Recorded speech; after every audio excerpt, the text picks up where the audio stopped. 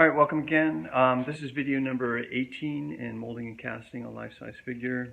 And so what you're seeing in the room now are all of the molds that have been filled with the casting material. So I've jumped ahead a little bit. So I'm going to go back and just explain what I've done since the last video, where I just put on the one print coat. So as I said, I usually put on 3 print coats. It only really calls for 2, but again, I want the surface to be as quiet as possible. So my first 2 print coats I color with the white because I want that final surface again to be white. But then after that, any print coat that I put on after the first 2, and then when I put on the cloth, which I'll talk about in a second, I don't put the white into that. There's no reason to color that. So with these, what I found is that I needed to do with this particular sculpture is there were certain of these molds that were extremely pitted and really varied in terms of the terrain, and I wanted to make sure that the surface was quiet to receive the cloth properly. So what I did on those sections, say like in the head, is I put down 2 print coats, 2 white print coats, and then all of those sort of deep pitted areas, I mixed up a paste. So as I mentioned before, it's a 2-to-1 ratio, solid to liquid material, and I put a little bit more solid in, which thickens it. And then I also use this thickener called Fix 6, which is an aqua resin product. And this is something that you actually mix with the water first, and then you add it to your mixture, and so it makes it thicker. And then to that mixture, I also added a little bit of chopped fiberglass just to give it a little bit more strength. So I ended up with something like a paste, and then with a palette knife, I used that to go in and sort of fill in some of these really deep pitted areas. So again, it's important, as I explained last time, to get the surface really quiet so that you're sure the cloth is laying flat. All right, so when I had done that with with a particular mold, then I start the cloth process. So the cloth that I use is this. It's a fiberglass cloth that's it's an aqua resin product, but it's basically a fiberglass cloth, and it's very heavy duty, very strong. So it's nice to use with the aqua resin. Is what really gives it its primary strength. It's fairly easy to cut if you've got some sharp scissors.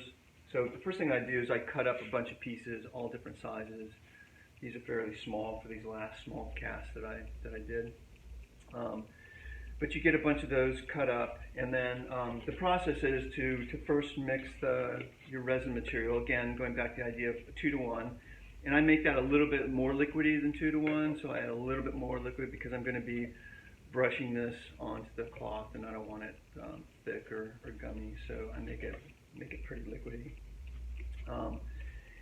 And then once that's mixed up, and I don't personally like mix up too much of it. Again, I'm using these.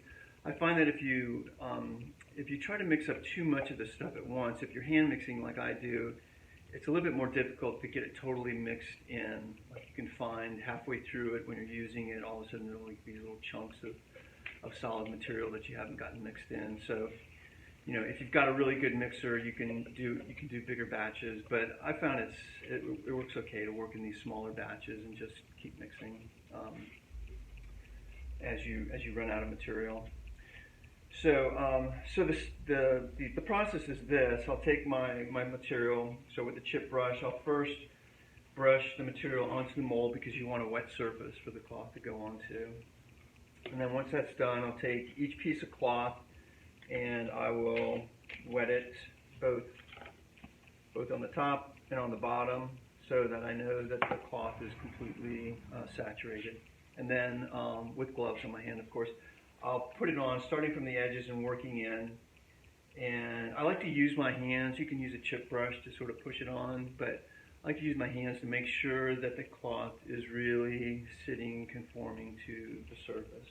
Now, you don't want to push down too hard with your hands because remember your print coat is pretty thin, so you can actually crack it, if you push down at this stage too hard. So especially with this first coat of cloth, you want to just sort of gently make sure it's conforming to the surface. So you complete it, complete the mold that way, and make sure that each of these pieces is overlapping one another, not just coming side to side, but overlapping. And once that's done, by the time you're done, you can pretty quickly go back and start another layer. It sets up fairly quickly. With this amount, you've got a very comfortable amount of working time. You don't have to rush. But once it's down, I'll let it sort of dry to the touch, which doesn't take very long, and then you can go back and put another coat on. So in talking to the aqua resin people, what I decided with this size cast, usually I do two layers of this cloth, but I did 3 layers for most. There are some of the smaller casts that I just did 2 layers of cloth. So it took a fair amount of time. This was probably about a week's worth of work to get this done. When you're putting the cloth down, you want to try to be as clean as possible in terms of the cloth coming just to the surface of the mold. Like, you don't want to leave a lot of stuff that you're going to have to sand back. I'm going to have to come back and do that anyway. I always do, but the less that you have to do that, the better. So anyway, what I'll do now. So each of these again have 3. Most of them have 3 coats. Everything has at least 2 coats. And I will come back and sand these edges. And when I sand the edges where the mold comes together, what I do is I sort of angle it down, create kind of a bevel from the rubber to the mold material, so that, like this, so when the mold comes together, you've got like a little V that you can put material in when you're working the seam, and then cloth on top of that. But so each of these pieces I'll sand down, and then I'm going to reinforce some of these pieces at this stage, say like the legs in particular. I'll reinforce with aluminum conduit, which is a hollow metal, fairly lightweight but pretty strong.